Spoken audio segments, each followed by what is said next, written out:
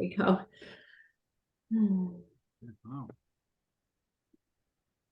So welcome to all our guests that are participating. We're happy to have you here. I'm like watching. Let's see. I think, yeah, we're on for 1 o'clock. So we'll get started. Welcome to our Office Manager Study Club. We're so excited to have our guest, Christie Gilmore, in today. She's a lawyer at Forte Law, and she has several clients that are a dentist, and she's been practicing for a couple of years. I met her earlier in the summer, and she's lovely. She's awesome. I think we're in for a treat today. She's got a lot of material to cover, so I want to hand it off to her as soon as possible. So Christie, thank you so much for sharing all of your wisdom and insights, and I'll let you introduce yourself to our group. You're welcome. Thank you, Monica. It's great to be here. It's great to see you all. Thanks for coming on this, at least in BC, it's a beautiful sunny Friday before a long weekend. So thank you. Today, I'm going to talk a little bit about how employment contracts can help you avoid legal headaches, some best practices, possible liabilities, things like that. Just a little introduction about me.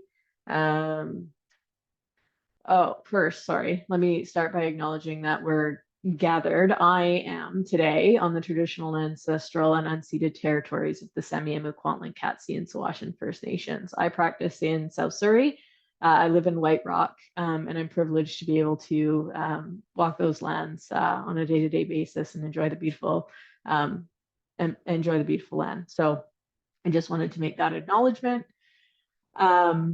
A little bit about me. I am a lawyer. I'm an advisor. I am a coach. I'm a facilitator. So I facilitate legal training. And I'm a mother of 3. I have an 8-year-old, a 5-year-old, and a 3-year-old. My workplace does all sorts of workplace related law. So we're called Forte Workplace Law. We help employers and employees solve workplace-related issues from hiring to firing and everything in between.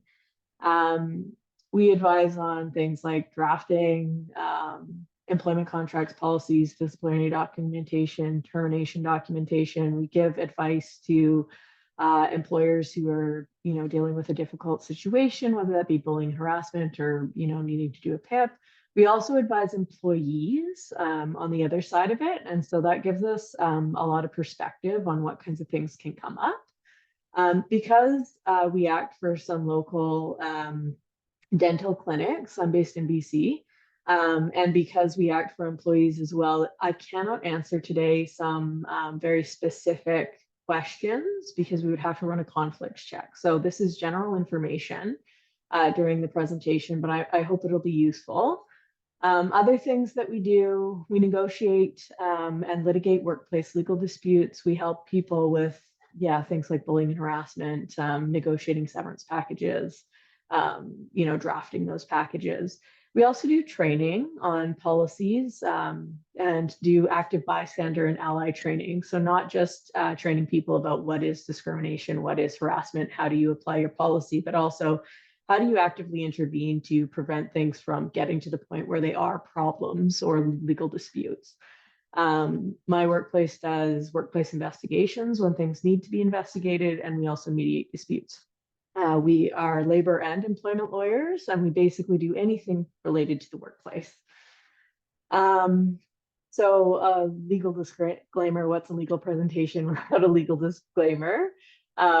This isn't specific legal advice on any specific issue. We can't take questions about specific situations, so you can't give me too much detail. You can ask me a question. I understand there was a question asked beforehand about hours of work before a break. That's okay. Something like that would be okay, but going into great detail describing a specific situation, I can't answer that because we would have to run a conflicts check and give you proper legal advice. This is intended to be informational. Okay, so why are employment contracts avoided? Laziness. The romance of the new hire is killed by a contract. Just not understanding what the value of an employment contract is. But the reality is that every employment relationship will actually end. This isn't a death do us part scenario. Most commonly, someone is fired, someone resigns.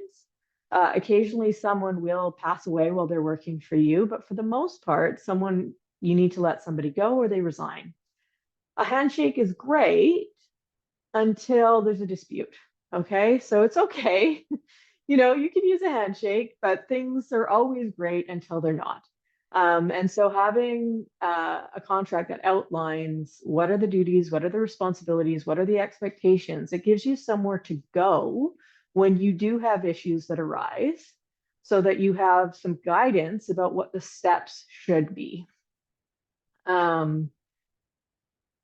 So some benefits of employment contracts. The number one benefit from having an employment contract is limiting your liability for things like severance pay or overtime. You can have clauses that say things like you need to ask for permission and receive permission before you work overtime. And if somebody doesn't abide by that and is continually working overtime without permission, you could discipline them. With respect to severance, I'll get into more detail about this later, but severance is a huge potential liability if you don't have an employment contract. Your liability for severance can be if you have a good employment contract, can be anywhere from 0 to 8 weeks to, if you don't have a good employment contract, 24 months or more. So severance liability is the number one reason, I think, to have a good employment contract.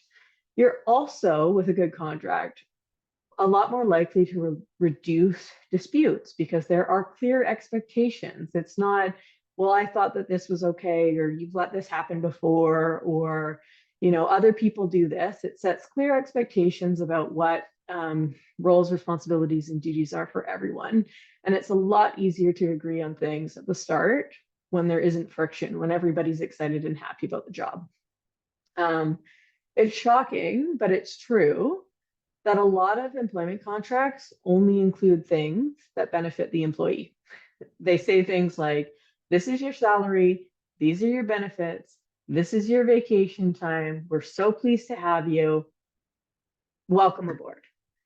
Well, that doesn't actually give the employer very much to rely on. It doesn't talk about what happens if you need to terminate. It doesn't talk about what happens if you don't meet certain expectations. It doesn't talk about what those specific expectations are. If you have specific expectations around things like a dress code or asking for permission to work vacation time to work vacation time, to work overtime, or things like that. So the benefits of employment contract, I say your number one is limiting your liability, and then there's tons of other benefits from there. Okay, so what are your key contract clauses and why should you include them? Well, the number one is a termination clause. Okay, so the termination clause, I generally say that it should include a with clause provision, a without clause provision, and also a resignation provision. Okay. I'm a BC lawyer. I just want to make it clear. I practice in BC. I'm talking about BC law. There's going to be similar law across the country, including Ontario. I know some people here are tuning in from Ontario. So there will be slight differences in certain things that we're talking about, potentially where you're from. In BC, there's no set amount of resignation notice that you need to give if you are an employee regulated by the BC government, right? Regulated provincially rather than federally. So having a resignation, it's generally accepted that 2 weeks notice is what people give, but you could dictate a much longer period with a contract. Especially for somebody who is going to be very difficult to replace, or who is pivotal to your business. So you can have a longer resignation period. For just cause is a very high threshold to prove. If you want to let somebody go for just cause, it's significant and serious misconduct. Generally, warnings are required. You know, there's a lot of steps to get to just cause, but having a just cause termination provision is good. And you can also have specific things in your contract that say a breach of this particular duty is just cause. So for instance, sometimes I include that if the employee is an administrative person in a legal office and they breach the duty of confidentiality towards client information and share that publicly, that could be a summary dismissal for just cause, because that's an ethical breach for the lawyer. The lawyer is responsible to make sure that confidential information isn't shared. So just cause is something that I normally put in, and sometimes I add specific pieces to the contract that say a breach of this particular duty would be just cause for dismissal. It is a very high threshold. It's hard to meet. I'm going to talk about without cause in my next slide, because without cause is the number one way that you're going to be letting people go. There's a lot more information about that. Okay. So key contract clauses and why to include them. Termination of an employer without cause. This is the most common basis for termination. There's tons of reasons: lack of fit, restructuring, poor performance. You literally just don't like the person. Generally speaking, an employer has the right to let an employee go at any time for any reason. Okay, that's the starting position. You can let someone go at any time for any reason. The basic exceptions to that principle are if they are in a union, if your industry is federally regulated, which if I'm speaking to dentists, they aren't, okay? Or dental managers, they aren't. If you're letting them go in retaliation for them bringing a safety complaint or a bullying and harassment complaint, WorkSafe in BC has protections against that. And I'm not called in Ontario, but I would be shocked if they didn't have a similar provision protecting against retaliation.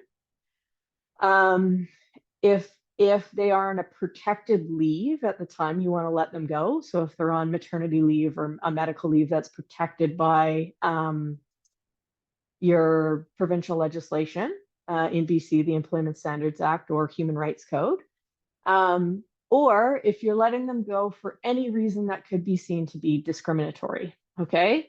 So discrimination under the Human Rights Code. If you're letting them go, the decision doesn't have to be, the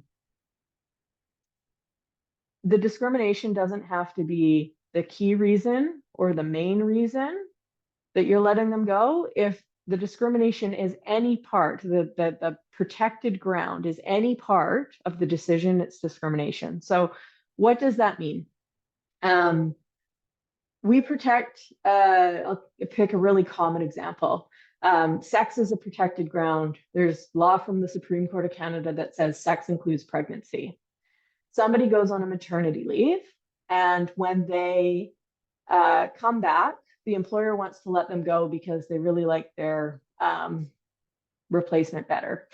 Okay, this comes up.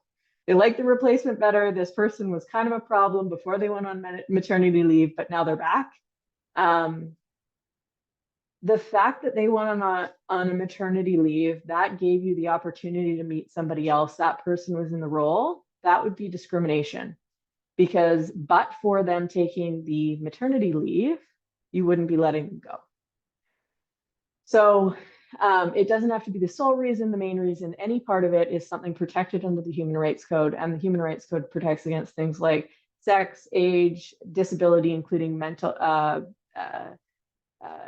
and physical disability, family status. It's protected in BC. It's protected that people may have to provide childcare to an underage, a minor child, if there was a snowstorm, for instance. Things like that are things that you want to take advice on before you use that as a reason to discipline or terminate someone.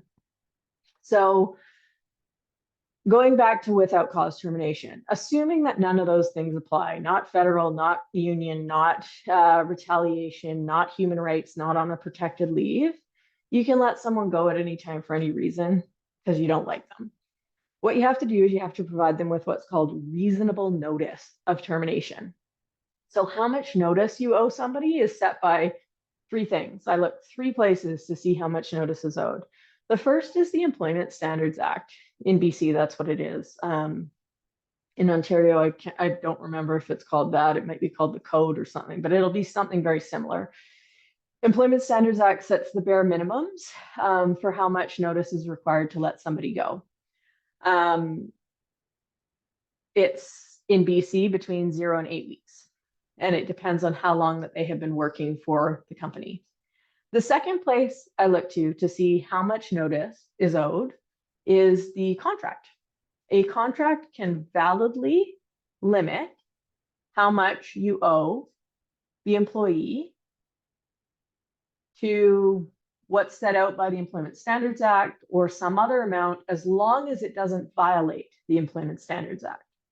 If your clause violates the minimums required, it gets thrown out. Okay? That's generally speaking. The court doesn't fix defective clauses. The court generally throws them out. So the third place I look is the common law. If you have a problem with your contract, or you don't have a contract, or your contract is only oral, your employee is likely to get common law notice. So how much notice do you get for common law notice? Common law notice is based on a judge looks at the employee and they decide how much notice they would need to replace the job. Common law is judge-made law. It's judges looking at this person deciding how much notice they need. The purpose of notice is to give somebody a paid opportunity to look for work. It is not a bonus for having worked there. It's not compensation for having worked there. That's what you got paid for. It is to give them a paid opportunity to look for work. So how much notice is based on their age, years of service, duties and responsibilities, and the availability of alternative employment. It can be as much as 24 months, and in very limited circumstances, it can be even more. Say, for instance, you've got a founder of the company who worked there for 40 years and is in their 70s. They may get more than 24 months. It's very, very limited circumstances, but there are a few cases where it's above 24. 24 is a soft cap. Contracts can override the common law if they are valid and binding. So, any questions about that? Feel free to ask questions. Okay. So the ideal clause for termination without cause would either limit you to the ESA minimums or create some kind of floor and ceiling that you're comfortable with. And you can have the maximum termination pay in BC to be as little as 8 weeks rather than 24 months, okay, with a good contract. So that, I think this is the number one reason you want to have a good contract, is to be able to have something validly that reduces your severance liabilities, okay? Other key contract clauses and why to include them. So let's talk about restrictive covenants for a minute. So a restrictive covenant is something in the agreement that says you can't do such and such. It's a provision that says, you can't do this. They can last beyond the end of employment. Generally speaking, the court doesn't like enforcing restrictive covenants that are going to stop someone to be able to work. The courts are reluctant to enforce a covenant that impedes the free trade of employees, especially when employees generally have less bargaining power than an employer. So they are regularly struck down because they're overly broad or ambiguous, or they're not as narrow as they should be. They need to be limited in 3 main ways to be effective, okay? So they need to be limited in time. It says for a period of 12 months, you're not gonna try to steal our clients or customers, our patients. In this geographical area, that's the second way.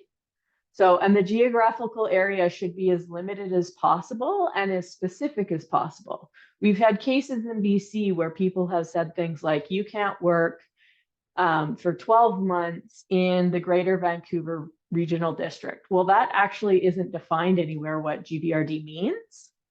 And because of that, it was ambiguous. You want to be specific. You can't work, for 12 months in Surrey, BC. And then they need to be limited in scope. So the scope is the type of work, the business. Like an ideal one is if you only have one competitor that you're worried about the person going to, you say for 12 months after the end of your employment, you can't work, within 10 kilometers of our office for this company. Because that's very, very limited and specific. Even with something like that, if it seems drastically unfair or is against the public interest, the court could strike it down. But they're really important to try to include if it's really necessary to protect the business, okay? So if losing that person could mean like they go set up a competing business, you're talking about another dentist working for you and they steal all your patients and go set up a competing business right next door. That can be really damaging to your business. The two main types of restrictive covenants are non-competition, so that's you can't go work in a competing business, okay? And non-solicitation, you can't take our customers or employees. So when you leave to go set up a new shop, you can't take all of our employees with you. The courts generally prefer non-solicitation to non-competition because that protects the interests of your business without preventing someone from being able to work, which the courts don't like to stop people from being able to work, especially if there's an inequality in bargaining power. You should not have restrictive covenants for someone who it really doesn't matter for, like an administrative person who isn't going to steal your client's customer's business. If you do, the court may strike your clause down for someone you actually needed it for, because they'll say, well, you put it on everybody. How is it necessary to protect your interests when you put it on everybody? How is that different? How is this person different from the administrative person that it shouldn't really apply to? So if you need to include restrictive covenants, I highly recommend taking legal advice on how to draft them. There's no guarantee that they're going to be effective. Courts are always trying to find ways to strike them down, but you're going to have a lot more likelihood of having it be effective. And there's two main reasons that you would want to have a restrictive covenant. The first one is you have a legal right to say, no, you can't go work somewhere else, or no, you can't steal our clients' customers or employees. And the second is a deterrent. So the first one is you actually have a good legal claim if they do it. But the second one is you have something in writing that says that they're agreeing not to do it. Even if a court would ultimately strike it down, they've agreed to it in writing, and it's going to be a deterrent for them acting in that way. And you're going to have grounds to send them a letter saying, hey, what are you doing? Don't do that. That's against the agreement you signed. The other another kind of key contract clause that you might want to include is about confidential information. When you're in a medical profession or a legal office or things like that, confidential information, sharing people's confidential information can be a breach of the professional's code of conduct, code of ethics. It can result in major issues for the client or the professional depending on the situation. And having something that addresses that in your employment contracts is really helpful. It needs to last beyond the employment. And it can also be that they're not going to use confidential information that they learned about your business strategy. For instance, you were going to target and market a particular area, or you were really gearing to provide this kind of specialized service to folks, and you developed a strategy around how you were going to obtain those kinds of patients. And if they took that away and took that to someone else, it could damage your business. So it can protect the information that they become privy to working for you about strategies, et cetera, things like that.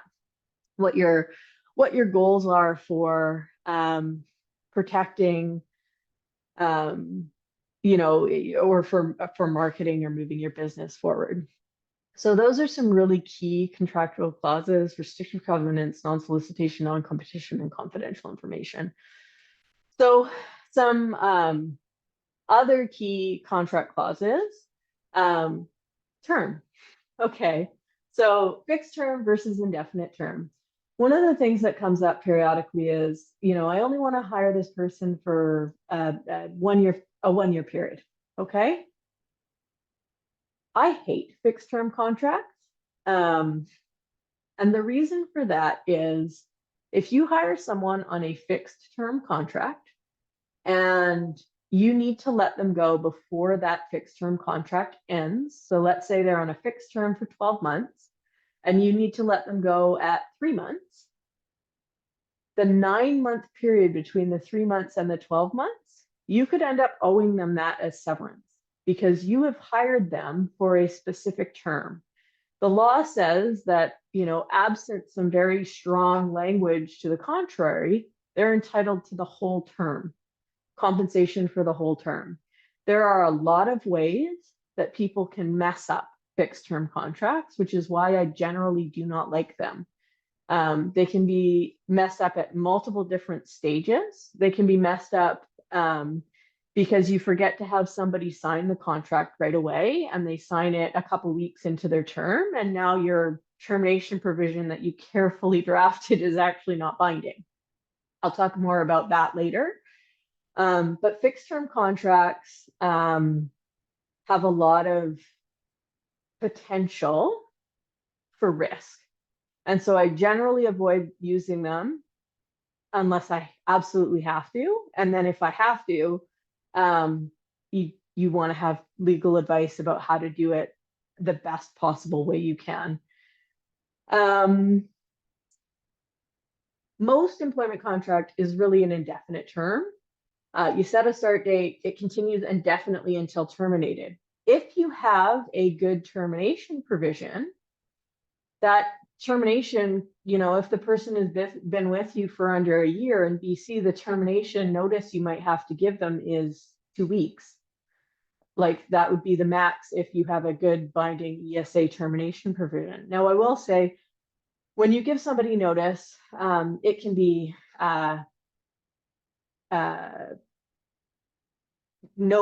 working notice, your job will end at this time, or it can be pay in lieu, or it can be a combination of both. So I generally much prefer indefinite term contracts because you're avoiding the pitfalls of the fixed term contract.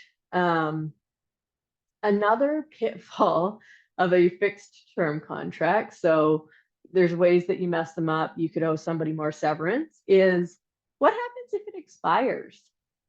The fixed term expires and you haven't renegotiated.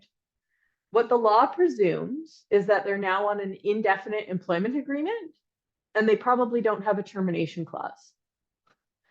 So what that likely means is that you owe them common law severance, which is significantly more than what you could have owed them if you didn't use a fixed term contract and let it expire.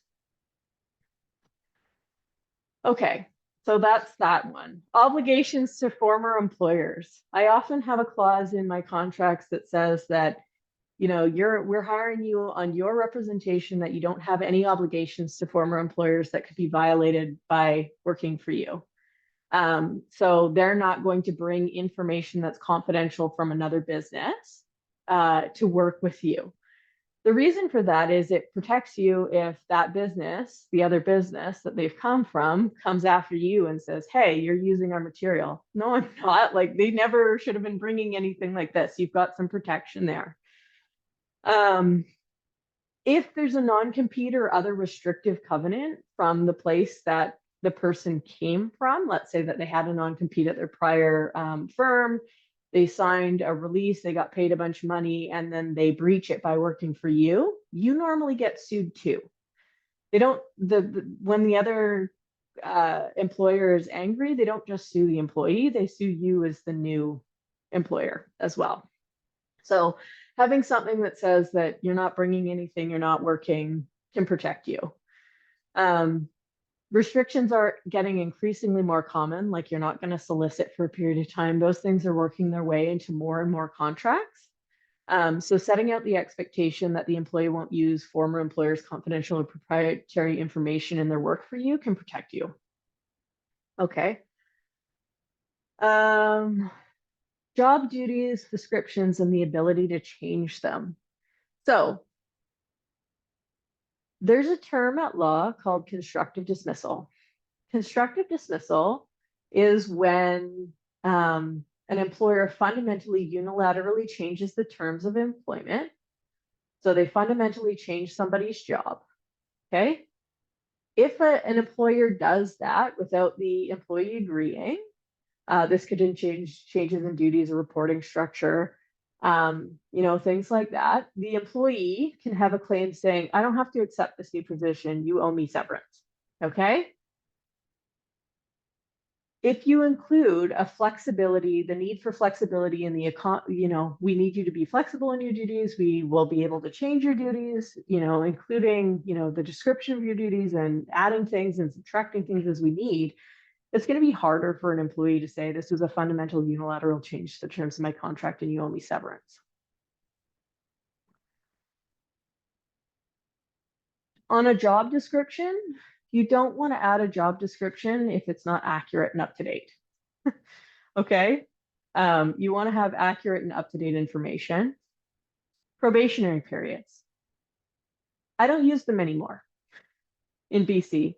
And the reason for that is a probationary period means that an employer has a duty to assess whether or not the person is a good fit during the probationary period. That's what you're supposed to be using it for. You're supposed to give somebody a fair chance to prove that whether they're a good fit or not. There's some law around probationary periods and the employer's duty. If you just don't like someone and you want to let them go during a probationary period, but you haven't given them a fair chance to assess their skills, you could have an issue where they're saying, you didn't give me a fair chance, and you get into a lawsuit about, you had me on probation, but you didn't actually give me a chance to prove myself. If you don't have a probationary period in BC, the amount of money that you owe someone during the first 3 months of employment, if you fire them in the first 3 months of employment, if you have a good, valid, binding termination provision, can be zero. The Employment Standards Act requires zero notice in the first 3 months. So rather than having a probationary period, I suggest having a very strong termination provision so that during the first 3 months, you can let someone go. So I personally don't use probationary periods anymore. I know there's lawyers who do. I just don't, because I don't think you need to give somebody a fair chance. I think you can have a good termination provision and rely on that. Hours of work and overtime.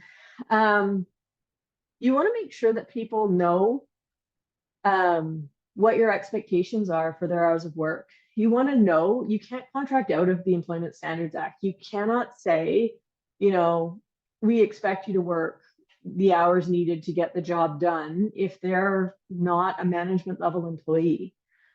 So you want to have the expectation that they're recording their hours in a way that you can track them and in a way that you can make sure that they're paid properly and paid in accordance with the Employment Standards Act.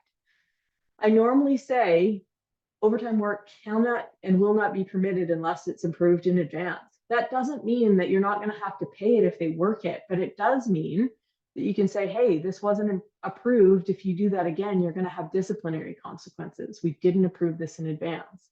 You still are going to have to pay if somebody works the overtime.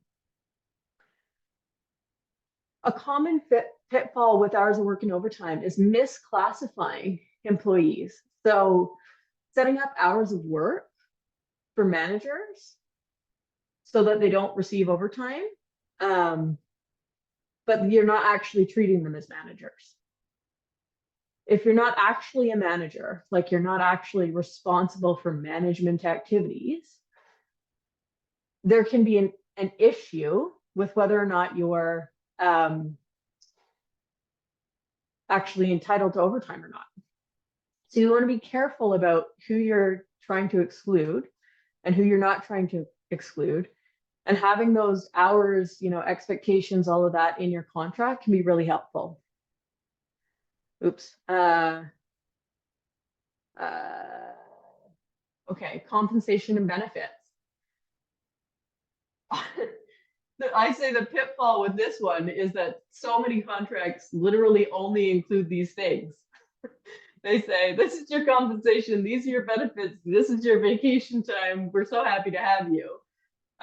You're also making a commitment to provide these benefits. It's better to have a promise to pay premiums with an employee eligible to apply for coverage, but subject to the terms and conditions of the benefit provider's policies and subject to your ability as employer to change benefit providers in your discretion, even if that might mean a change for your employee. Because if you unilaterally change someone's benefits, it makes a significant difference to their job. Again, we could get to that constructive dismissal issue where you're fundamentally unilaterally changing a term of their employment. You're removing their benefits, and they could have a claim for severance potentially. Vacation pay and sick pay. You want to make sure that in BC, vacation time must be taken. It must be taken each year. The minimum amount must be used each year. And so you want to make sure that people are actually taking the minimums, and then it's not being carried over. You also want to have something in your contract about whether or not things can be cashed out. If you're providing more than needed, like, do you want to have a carryover? Do you want things cashed out? Probably not. But maybe you have some policies around that, but you want to be clear about what they are. Sickness in BC, illness time, sickness time is now required. But you want to be clear about that you can request a doctor's note. And that, there's some limitations on this because of some COVID rules, but you want to be clear that you can require a doctor's note so that you can ensure that sick time is being used for valid sicknesses. You also want to be clear that sick time isn't banked and carried forward. It doesn't have to be. So if they don't, unless that's what you want to provide, and then you might want to have a maximum or something like that. But having those kinds of things outlined in your contract is going to be really helpful. Okay, contract implementation. So there's a couple of key ways where you can mess up if you do have a contract. Okay, let's say that you have a good contract that you're using. Employees have to get something of value for signing an agreement. Oftentimes, the thing that the people get is the job. They sign it before they start, they got the job, they got something of value, the contract is binding. Okay? When you're talking about current employees, they need to be given something new of value. Continued employment is not good enough. We will continue to employ you for signing this contract. Nope. Has to be something new of value. It can be a small bonus, it can be a raise, it can be rolled out with like a normal Christmas bonus or the normal raise. But you have to make it part of the condition. I normally specifically include, if we're rolling out new contracts for current employees, I normally specifically include that, as consideration for signing this agreement, you will receive X. That's right at the top so that it's clear. And then you don't pay X if they don't sign it. Because that's another thing that happens. People don't sign it, you pay them X, and they've still never signed it. It may not be binding on them. They need to sign it, they need to get something of value for signing it. Ideally, they sign it, you give them something of value after they sign it. So when people are starting with you, you want to have them sign the agreement before they start. Ideally. Okay, and if you're not having them sign before they start, let's say you forgot, you need to do it 2 weeks later, you need to give them something. Give them a gift card for dinner, something, but you should add in, this is your consideration for signing. Okay, so you want to make sure that your contract is valid and binding. Consideration, employment standards, you want to make sure that you're meeting the employment standards minimums. You want to include key clauses. Your number one clause here is going to be your termination clause. It's the number one way you can limit the most common kind of liability that you're going to have. And you need to get legal advice. Because there's a lot of ways that things can go sideways. If you try to have a conversation with someone, you think it's going one way, they take it another way. I act for both sides. I act for employers, employees. Sometimes employees come into me and they say, I don't even know what just happened. I'm not sure if I'm still employed or if they're trying to let me go or if I'm on a performance issue, or I really don't know. Like, I really don't know what's going on here. What do I do? And that is not the kind of situation you want your employees to be in. They're going to be unhappy at work. They may become poison pills at work, black clouds at work. They may end up bringing legal claims against you. Sometimes a lot of people frame this as bullying and harassment. You know, they're bullying me because they're not telling me what's going on. I feel like intimidated, humiliated, embarrassed, whatever it is, because of these conversations. So you want to be careful about that. So really, really key issues for your contract. Again, termination clause, restrictive covenants, all of those provisions that we talked about. Make sure that you have something of value for signing, and make sure that you're not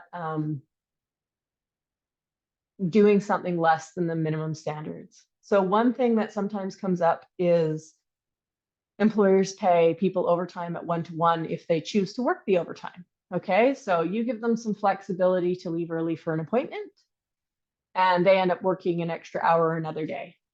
Okay, common, super common. Tons of employers do this. Is it a problem?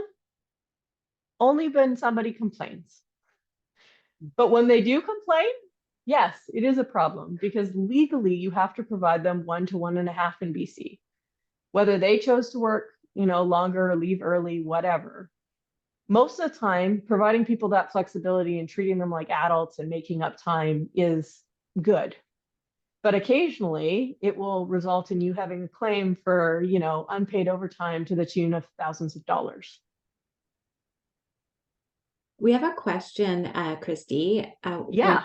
In the chat, I just want to bring it to your attention. She asks, for current employees, if it is written in the initial contract that the contract will be reviewed, updated each year, is consideration still required? And she's just added whether anything changes in it or not. So that's another provision that sometimes people will include in their contracts, is that, it will be renewed. That is generally something that I don't, as an employer counsel, recommend. Okay, if I'm acting for the employee, I would say, yeah, you want that, because it's like gives you an opportunity to fight for a raise every year. Okay, but as an employer, I would say, if you commit to that, and then every year for 5 years, you give people a 3% raise, and then you suddenly don't, they're going to feel like they were entitled to it. And so the first part, which I'm not answering your question, but I'm saying I don't generally put that in. Okay. I would try to avoid that as the employer. And then, is consideration still required? If you're have a good contract, like the one that I'm talking about, your ideal contract, you say in it that changes to duties, responsibilities, compensation, all of those things are not a material change, and the contract continues to apply. That was the piece that I was talking about, where you want to have something in it that covers you for a claim for constructive dismissal. So you want to have a clause that says that any, changes, material or otherwise, are allowed, and you can make reasonable changes to your duties and responsibilities, compensation, etc. So if you have a contract that has that kind of term in it, you're likely okay. If you've got an employee who's been with you for 25 years, and they signed a contract 25 years ago when they were your dental receptionist, and they were making whatever the minimum wage was at that time, to, $8.25 an hour, maybe. And now they are, a $50 an hour hygienist. That contract may no longer be valid or may no longer be binding because there's been so many changes to that person's duties and responsibilities that you really should update it. So it's a good question. And the answer really is, it just depends on the underlying facts, how much has changed, what your contract says. If you're talking about a small increase in salary, it may not be material and it may be okay. Your agreement may still otherwise be valid and binding. But if you have, sometimes when I give presentations like this, people do an audit and realize that they have potential problems with multiple of their contracts. Then the thing to do is to roll out new contracts, or to, next time you're doing your annual raises, just say, it's been a while, we're just like updating this, refreshing it, we're signing it, and make changes then. Now, if you're going to make significantly material changes, you should give them an opportunity to get legal advice. Sometimes I include that specifically because otherwise you may be trying to get them to sign off on something that prejudices them. If you're going to try to make, another thing that sometimes comes up is, we want to roll out this new contract because we want to fire this person in 6 months and we have this huge liability to them. Well, if we can really look behind what you are doing and seeing that you're rolling out the new contract to just avoid liability, that could be bad faith. Okay. An employer has the duty of good faith in its firing. They have to act in good faith towards their employees. And if you're rolling out a new contract just to avoid liability, you could have a bad faith problem. So, if you've got a long-term employee you don't have a good clause for, sometimes you want to give them a specific amount. One of the things that I didn't mention, so common law severance. You got a common law severance claim of up to 24 months. Does that mean that the employee just gets 24 months of severance? No. The employee has a duty to look for new work. Okay? And if they find new work, that amount gets cut off. Let's say that they find new work after 10 months and it fully replaces what they lost. The court would give them the 10 months. They wouldn't give them anything above that because they replaced their job. That was the point. Let's say that they find new work after a year, but they end up taking a pay cut, a significant pay cut, 30% pay cut. The court would look at that. They'd give them the first 12 months and they might top them up by the 30% for the next 12 months. Okay, so that to make them whole. What the court wants to do in a situation like that is make them whole for the notice period. So, I forget where I was going with this. I'm sorry. But I think that it's really important to look at the whole picture. And when it comes to things like your termination provision and your notice and, good faith, we were talking about good faith. Having something in a contract that says this is how much notice somebody gets, that kind of termination provision can have the duty to mitigate built in or not. If you've got a really long-term employee, sometimes it's nice for them to know, I'm going to get exactly this much and I don't have to fight about it and I don't have to mitigate. I just get it. They fire me and I get it. And, I know that I could walk into a job and is somewhere else. Like the dental industry, my clients, there's so many jobs for so many of the different kinds of positions. People could walk in and get a new job. And so having a guaranteed amount of money in a contract might be, something that people like if there's no duty to mitigate. Even with the duty to mitigate does not mean that you can pay less than the Employment Standards Act. You always have to pay that, even if they mitigate the next day, if you're letting them go. If you owe them 8 weeks, they find a job the next day, you still owe them 8 weeks. I think there was a question earlier beforehand about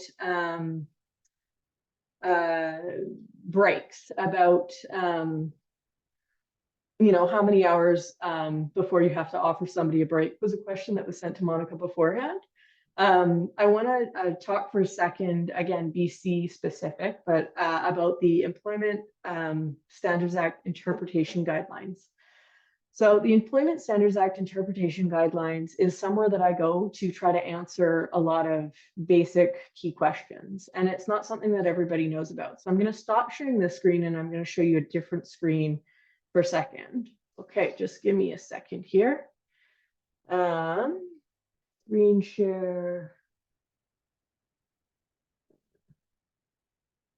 Where is it? Here. Okay. Okay, can you all see the guide to the Employment Standards Act and regulation? Okay, so to answer this question, what would I do? I would go to this page. I put the link in the chat already. If you scroll up, you'll see it. Okay, so and then I would type in something like break or breaks. Okay, and a whole bunch of different, you know, things would pop up. I'd open the first one, see what that is. And it gives you the text of the legislation that talks about like what the meal breaks, what you need to do, how it has to be, whether it has to be paid, etc. Here's the text of the legislation. Then it gives you the policy interpretation from the Employment Standards Branch and examples. Okay. You can do this for all sorts of kinds of questions. So, you know, what's another one? Like, let's say termination. Group terminations. If you want to fire more than 50 people, there is special provisions. 50 people in a same geographic area, there's special provisions. How about, sorry, it's called pay in lieu of notice.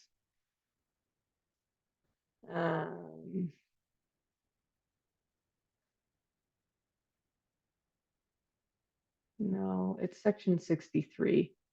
I should have looked at the exact wording before I picked that as a example. But you can look up just about anything here and find what it is that you want to search for. So here, I know the section that I need to find. I went back to the guideline. If you know the section that you want to look at, here I want to look at sections liability reduction from length of service. Okay, that's what it's called under the Employment Standards Act. You go here, it tells you what it is under the Employment Standards Act. It tells you the policy interpretation. It explains what it means. It gives you examples of calculating it. And then there's also some examples, like it tells you what's quit versus fired, what's just cause, what's willful misconduct. And then I think down here, it also explains how you should properly calculate the pay. Okay, that's a common question I get is how do you actually calculate this? Well, there's rules about it and you can find them in the interpretation guidelines. Okay, so come here and then phone me if you're confused. But like, this is where I start for some of these things is I look to the Employment Standards Act interpretation guidelines first. And there's a lot of policy. They've done a really good job, the Employment Standards Branch, of providing material that you can actually understand. You can read and understand, and there's good examples. And if you've never read the Act, you probably should, because there's tons of stuff in here that you would be surprised about. Yeah, okay. I wanted to go back to just a second here. I'm going to go back to, if I can find this, how do I stop sharing this? Sorry, it's been a long time since I used Zoom for anything. We use Teams mostly. I'm going to go back to here. Okay, and back to I need to resume. I don't know if I can. I can't remember how to do it easily. Okay, so we were here. I've just gone too far. Can you see that? key points. Okay. So those are the really key things. And then how much does it cost? Every lawyer is different. Okay. If you want to do employment contracts, everybody has their own fee structures. We offer a flat rate fee so people know exactly what they're paying for. It's $2,000 plus taxes. Honestly, we're probably going to be increasing that soon because it's low. Um, Given how much time we spent customizing things for folks. But that's the flat rate fee. So, like my hourly rate is $370 an hour, and I can spend quite a few hours doing something like this, especially if there's lots of questions or customizations required. So, that's what we offer, a flat rate fee. Sometimes you need more than one template. You need one for new hires, one for current employees. Normally what we do is we start with one and then we make changes at our hourly rate. Those changes are normally easy to do and cheap and fast. You may need different contracts for different categories of staff. So if you've got people who are excluded from the Employment Standards Act, such as dentists, you may want to have a totally different contract for them. Sometimes people have contractors working for them. That's very different than an employment contract and a totally different talk than we talked about today, because there's all different sorts of liabilities for that. But we do all different kinds. Generally speaking, if they're another employment contract, we can make changes to an initial template. What's the value? Think about the cost, $2,000 versus the liability of paying someone 24 months severance, the avoidance of the dispute. Like the legal fees I almost can guarantee more than $2,000 if it actually goes to a dispute. It's very rare that when an employer comes to me, they end up spending less than $2,000 by the time all is said and done. It does very occasionally happen, but then they've got potential issues with other folks. So that's what I had. Does anybody have any other questions?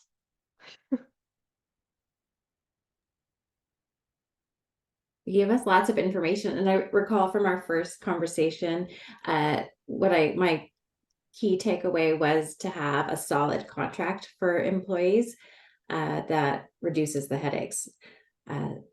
So, and I think there's things in contracts that you had even mentioned today that we might not have thought about. So there's a lot of information to digest for sure. So I know I probably want to review a few contracts and see. I'm curious to know if anyone has any questions for Christie before we go, because I know I think we're down to the last like three minutes. If there's anything that you want to ask her while you have her on the phone or on the presentation call. No. Christie, if office contact you for help with a difficult case or help to resolve some issues, is that just charged according to hourly rates and on a case-by-case basis? Generally speaking, yes. If an employer is calling for a consult, it's normally hourly. It's harder to do flat rate because if things go into litigation, you can't control what the costs are going to be. Yeah. It really depends on the reasonableness of other folks, but calling for a consult. So I often walk people through, let's say that you've got a problem employee you want to let go. And we need to talk about it because there's a possible discrimination issue, or there's a possible bullying harassment issue, or they've raised concerns that make you think, I should probably take advice from this. I ask for a bunch of information in advance. I ask for a summary of what's going on. You send me that. You send me the details of the person, like age, years of service, duties and responsibilities. You send me any contract you have. I do an assessment of whether or not I think your termination provision is valid. I do an assessment of whether or not I think there might be any issues with consideration, whether they got something of value for signing. I do a workup of what their common law notice period would be, and I give you advice about, the other issues like discrimination or whatever in a consult. Most of the time, a consult for that, I'm charging somewhere between, depending on whether there's significant other issues or not, somewhere between, an hour to 2 hours most of the time. It's something like that. And our rates at my firm vary anywhere from $250 to, I think, $430 an hour, and it's based on our year of call. I've been a lawyer for 12 years, and so I'm one of the more senior people doing this, and my rate is, I'm definitely not the most senior person, but I've been doing it for long enough that my rate is $3.70 an hour. We have people who are more junior, who are a lot more, they're cheaper than I am. They might need to spend a little bit more time preparing than I would. Yeah, sure. Okay. Yeah. Any other questions? Awesome. It was really great to see you. Christie, thank you so much, and I appreciate the time and all the information you gave us. And I do just want to tell everyone that is tuning in that if you do need any advice or anything at all, or have any questions, to reach out to Christie and her team. They're I've personally been there to her office. It's an impressive group of people, so I'm confident in sending you her way. Awesome. Thank you very much. I think And we thank have you for having me. Chat. Oh, yep. Oh, it was just Peter saying thank you for the great info. So Perfect. perfect. Thank you, You're Peter. welcome. Christie, thank you so much for joining us. I appreciate your time and all the information you gave us. And again, if anyone needs to reach out to you, your contact information is there. Perfect. Thank you so much. Thank you, Christie. Okay. Thanks, everyone. Cheers. Have a wonderful weekend. Bye. Thank you, guys. Bye.